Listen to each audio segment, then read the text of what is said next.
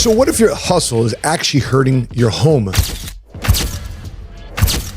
if your ambition, although admirable, is robbing you of your peace, your presence, and your purpose? Now, you're building your business, but are you burying your soul in the process? See, this episode is for the grinders, the late night warriors, the entrepreneurs keep saying, I'll rest when I make it. But what if God's saying, hey, you'll miss me in the process before you even make it? So let's get started in 3, 2, 1, let's go. Who are we?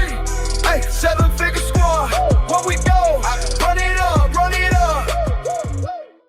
What's cracking, everyone? Money Smart Guy Matt Sapala here, hailing to you from Dallas, Texas. And once again, welcome to the Faith Made Leader series. This is episode 6. And if you haven't watched the earlier episodes yet, hit pause and check out the playlist right over here, because this series is all about equipping men and women of faith to dominate in 3 key areas: faith, finances, and family. So please drop in comments right now, holy if your hustle is submitted to the Lord, or hurting if your hustle is exhausting you. So let's talk about that. Is your hustle holy or is it harmful? In Nehemiah chapter 4, verse 17 says this: they which builded on the wall, everyone with one of his hands wrought in work, and with the other hand held a weapon. See, Nehemiah didn't say hustle or holiness. He said both. See, if they understand this context in the Bible, they're building a wall and fighting off the enemies with the other. Let your hustle be Holy Spirit driven and not ego fed. But if you don't shift, my friends, you'll burn out. You'll break your home. Yeah, you may win in public, but at home, you regret so many things in private. For example, like who? Elon Musk. Sure, he's building rockets, but even admits he's lonely. Steve Jobs, in his dying words, it says, you can't get time back. Let me give you a quick story about an agent I was coaching. He says, Matt,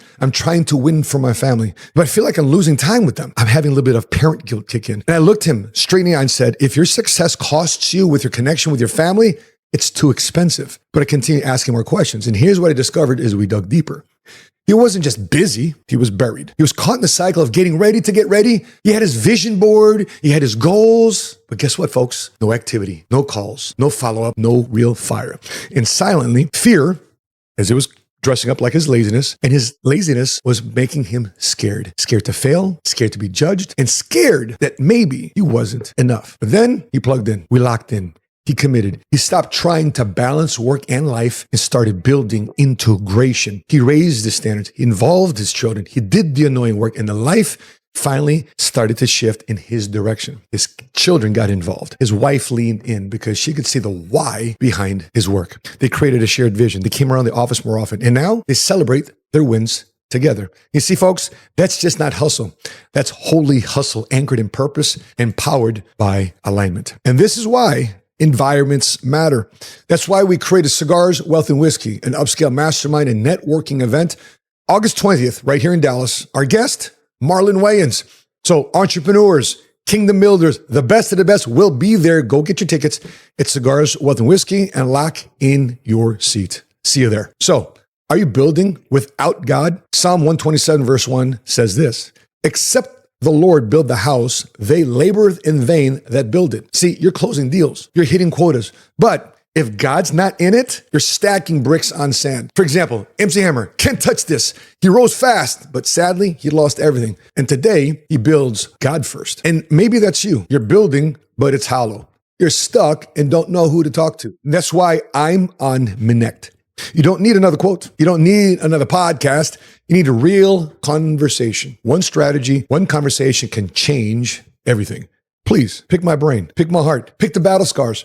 It'll cost you one more thing though: commitment. If you want to reach out, connect with me on Minect and book your one-on-one access with me now. So how do you reset without retreating? In Isaiah chapter 40, verse 31, it says this: but they that wait upon the Lord shall renew their strength. You see, rest isn't weakness. It's strategy. It's the way of eagles. Protect your Sabbath. Say no to good so you can say yes to God. Guard your peace like it's a business investment. Let me give you another quick example. One of the couples we've coached in our office is Gabriel and Lorraine Saintis.